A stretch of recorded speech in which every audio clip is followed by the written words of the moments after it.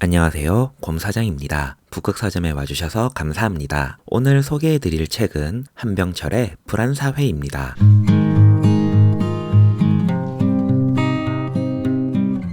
한병철 작가는 철학자입니다. 한국에서 태어나 독일로 건너가 철학을 공부하고 현재 독일에서 교수로 활동 중입니다. 그래서 쓰신 저서들도 독일어로 되어 있고 우리나라는 번역이 되어 책이 출판되었죠. 저는 한병철님을 피로사회로 접했습니다. 출간됐을 때 그래도 나름 시끌벅적할 정도로 화제가 됐던 책이었습니다. 그러고 보니 이 책도 출간된 지 벌써 10년이 됐네요. 오늘의 책인 불안사회를 소개해드리기 전에 피로사회를 아주 짧게 소개해드리려 합니다. 불안사회에서 이야기하는 불안의 원인이 피로사회에서 설명하는 피로와 관련되어 있거든요. 긍정성을 반대하는 개념 역시 피로사회를 읽으시면 조금 더 쉽게 느껴지실 거예요. 중세 때는 모든 게 규율 속에서 돌아갔습니다. 계급을 통해 자기가 해야 할 일들이 뚜렷하게 정해져 있었죠. 현대는 자본을 통한 성과사회로 전환됐는데 개인이 열심히 하면 잘 살 수 있다. 누구나 꿈꾸는 걸 해낼 수 있다는 환상 속에서 사회가 돌아간다고 합니다. 그런데 이런 함의 속에서 엄청난 부작용이 생겨나니 바로 개인이 개인을 착취하는 현상이 생겨나는 것입니다. 8시간만 일하면 도태되는 것 같고 6시간을 자면 뒤처질 것 같죠. 할 수 있다, 해야 한다라는 말에 긍정성이 너무 넘쳐 개인이 개인을 착취하는 현상 속에 그냥 좀 쉬어가라는 말을 하는 책이었습니다. 피로사회는 정말 얇지만 내용과 개념이 좀 어려워 읽기가 조금 까다로운 편이었어요. 이해가 잘 안됨, 동의와 반대를 느끼며 읽었지만 대체로 그래, 그럴 수도 있겠다고 생각했죠. 하지만 지금 이 책을 읽는다면 이마저도 조금 옛날 이야기라는 생각이 듭니다. 자기 착취 시대마저 지나가 버린 시대에 지금은 포기, 절망이라는 말이 더 가까운 듯 해요. 그런 현실을 반영하듯 작가는 피로를 떼고 불안을 이야기합니다. 불안사회 역시 무척 얇지만 읽기가 편하거나 쉬운 책은 아닙니다. 그리고 읽어보니까 글의 배치가 조금 아쉬워요. 반복되는 내용과 연장되는 부분만 서로 잘 엮었더라면 조금 더 쉽게 읽을 수 있었을 텐데요. 하지만 그럼에도 지금 이 책을 여러분께 추천해드리고 싶은 이유는 이 책이 희망을, 연대를, 탄생을 이야기하기 때문입니다. 그럼 이제 본격적으로 책을 소개해드려 볼게요.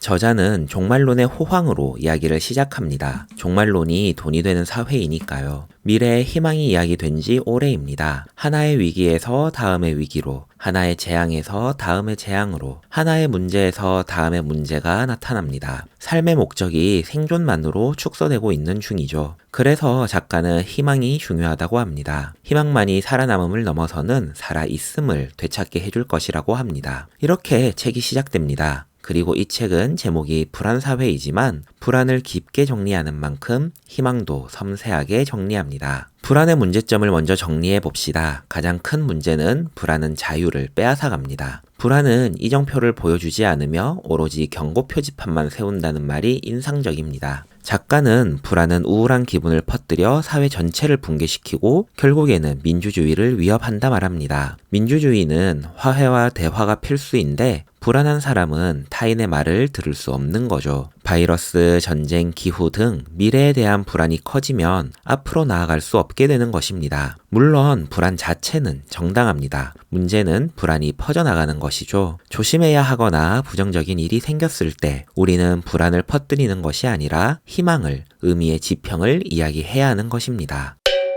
희망은 깊은 절망 속에서 눈을 뜬다고 합니다. 절망이 깊을수록 희망도 강렬해지는 것이죠. 변증법적 관계 속에서 희망은 절망의 부정성을 지니고 있습니다. 니체가 말하는 희망 속에는 부드럽고 아름다운 담대함이 있죠. 몸을 굽히고 경청하며 수용하죠. 그래서 희망은 부드럽고 아름다우며 우아한 것입니다. 작가는 여기에서 희망과 낙관을 구분하고 갑니다. 희망은 절망의 반대어라고 말했죠. 희망과 달리 낙관주의에는 부정적인 것이 없습니다. 낙관적 사유에는 의구심도 절망도 없이 완전한 긍정이 본질이라고 합니다. 이유 없이 모든 일이 잘 될 거라고 생각하고 어떠한 문제들도 처리 가능할 거라고 생각하죠. 무엇이든 좋은 쪽으로 흘러갈 거라고 굳게 확신하는 사유 방식이 낙관주의입니다. 그래서 오히려 외부 세계와 단절되어 버린 것이죠. 낙관성은 노력을 들이지 않습니다. 비관주의 역시 근본적으로 낙관주의와 같습니다. 비관주의자는 모든 걸 거부하니까요. 낙관주의자와 비관주의자는 변화의 가능성을 보려 하지 않습니다. 반대로 희망은 무언가를 찾아 나서려 하죠. 결국 희망이 낙관, 비관주의와 크게 차이를 갖는 점은 현재의 절망과 부정성을 받아들이는 태도입니다. 부정성을 외면하지 않고 오히려 기억하는 것이죠. 희망의 시간적 특징은 아직 아님입니다. 미래 약속적인 것이죠. 미래를 믿는 것입니다.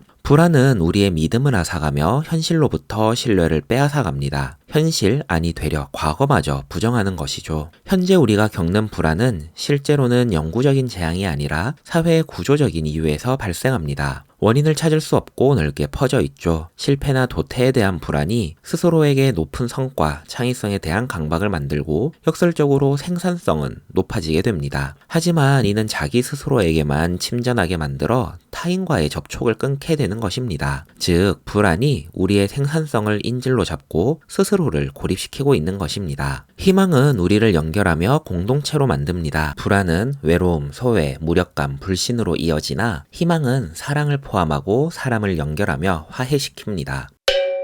전통적인 개념에서 희망은 비이성적인 것으로 구분되기도 했습니다. 희망은 현실을 직접 바라보지 못하고 행위의 결단이 부족하다고 비판받았습니다. 알베르 까미는 희망을 극도의 회피라고 말했죠. 포기와 죽음에 비유하기도 했습니다. 스피노자 역시 미래에 대한 바람 정도로만 축소했죠. 하지만 니체는 거꾸로 희망을 삶에 대한 긍정으로 해석합니다. 그럼에도 불구하고로 정의하며 삶을 포기하지 않게 하는 힘이라 말하죠. 희망에는 행위할 결단이 내재되어 있는 것입니다. 활동적이고 창조적인 행위를 할 수 있도록 영감을 불어넣어 주고요. 저자는 에리 프롬을 인용합니다. 희망은 역설적이다. 희망은 아무것도 하지 않는 기다림도 아니며 실현 불가능한 상황을 억지로 실현해 보려는 비현실적인 의지도 아니다. 희망한다는 것은 아직 태어나지 않은 것을 위해 매 순간 준비하고 있다는 것과 같다. 희망한다는 것은 새로운 삶을 알리는 모든 전주를 인식하고 사랑한다는 뜻이며 새로 태어나려고 준비된 것을 실제로 태어나도록 돕기 위해 매 순간 준비된 상태에 있음을 말한다. 희망은 온화하며 태연하고 친절합니다. 아무것도 강요되지 않고 미래를 위해 준비된 것을 의미하죠.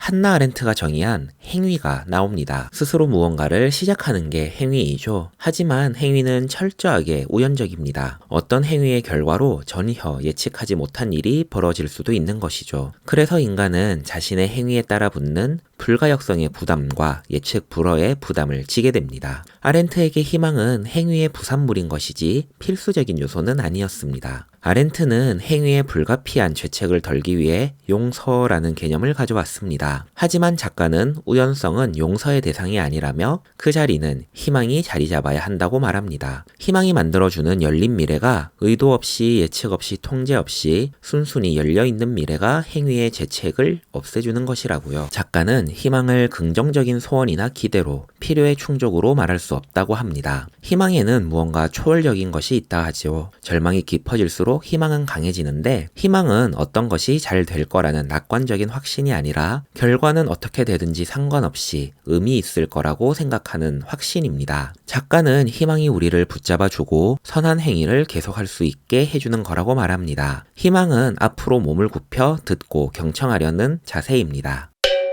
희망이 불안에 반대어라는 말은 계속 나옵니다. 앞서 불안은 스스로 침전하는 감정이라고 말씀드렸죠. 희망은 중심이 자신에 있지 않습니다. 희망은 타인을 바라보지요. 희망은 믿음에 가깝습니다. 절대적인 절망 안에서도 초월성을 지닌 타자로 인해 심연 속에서 서 있는 힘을 받을 수 있는 것이죠. 희망이 사랑을 포함한다는 말은 이 구절을 통해 이해할 수 있었습니다. 독일 소설가 아르님은 희망과 믿음과 사랑은 서로 관련되어 있다고 합니다. 희망하거나 믿거나 사랑하는 사람은 자기 자신을 타인에게 내어주며 자신의 내부에 있는 것을 초월하지요. 희망의 사유는 세상 속에 있음이 아니라 세계로 나아감을 향해 있는 것입니다. 죽음이 아니라 탄생을 향해 가는 것이고요. 즉, 탄생이 희망의 기본 공식이라며 이 책을 마무리합니다. 결국 이 책은 불안사회라는 제목을 가지고 있지만 정말 촘촘하게 희망을 이야기하고 있습니다. 불안, 행위, 죽음, 낙관주의, 비관주의, 기대와 비교하며 희망은 어떻게 다른지 분석하죠. 한 번만 더 요약해보자면 하나, 희망은 절망 속에 자리 잡습니다. 희망은 절망이 없는 상태가 아니라 오히려 절망 속에서 가능성을 발견하는 것입니다. 그래서 미래지향적이죠. 더욱이 결과와 연관되지 않고 그 행위 자체만으로 더 나은 미래를 가져올 거란 정말 긍정적인 마음이 희망입니다. 둘, 희망은 낙관주의와 다릅니다.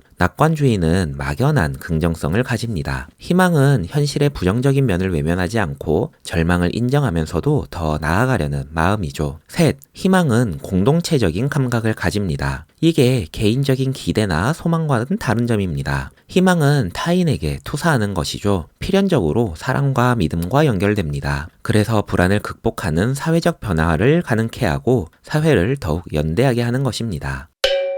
요약에서 빠진 부분은 대부분 좀 더 복잡한 철학 개념들입니다. 사례가 많은 책은 아니라서요. 희망의 특성을 이야기하기 위해 미래를 정의한 부분이나 하이데거의 일상성에 기댄 희망의 분석은 다른 철학자의 철학책을 찾아보고 싶게 하거든요. 직접 책을 읽으시면서 좀 더 깊이 있는 사유를 해보셔도 좋겠습니다. 저는 이 책을 읽고 감상이 바뀐 책이 하나 있어요. 바로 클레어 키건의 이처럼 사소한 것들입니다. 이 책에서 주인공은 마을 수녀원에서 강제 노동에 시달리는 여성들이 있다는 걸 알게 됩니다. 모두가 이 사실을 알고 있었고 누구도 그 사람들을 도우려 하지 않았습니다. 주인공은 수녀원의 비밀을 알게 된 이후로 양심의 가책을 가지게 되죠. 결국 주인공은 자신이 만나게 된 여성을 수녀원에서 구해옵니다. 굉장히 담담한 문체로 하지만 깊은 감동을 남기는 책이지요. 처음 이 책을 읽었을 땐 용기, 연민, 인간성에 대해 떠올렸습니다. 작은 행동 하나가 그 많은 마음을 담은 거죠. 하지만 불안 사회를 읽고 난 후엔 한마디로 정의할 수 있을 것 같아요. 거기에 바로 희망이 있었다고요. 지금의 무서움을 그대로 안고서 타인을 위해 손을 내미는 행위, 그게 결국은 희망이었다고요. 불안 사회에 대한 이야기는 여기까지입니다. 희망은 연대를 불러일으킨다는 말이 굉장히 가슴속에 와닿습니다. 광장 민주주의의 시대에서 시민들이 그렇게 모여들 수 있는 이유가 바로 희망이었겠다는 생각이 들더라고요. 어떤 결과가 나오든 상관없이 조금 더 밝은 내일을 만들기 위해 사람들이 모였던 이유는 바로 희망을 가지고 있었기 때문이었다고요. 그래서 괜히 가슴 뭉클해지는 책이었습니다. 함께 해주셔서 감사합니다. 다음에 또 만나요.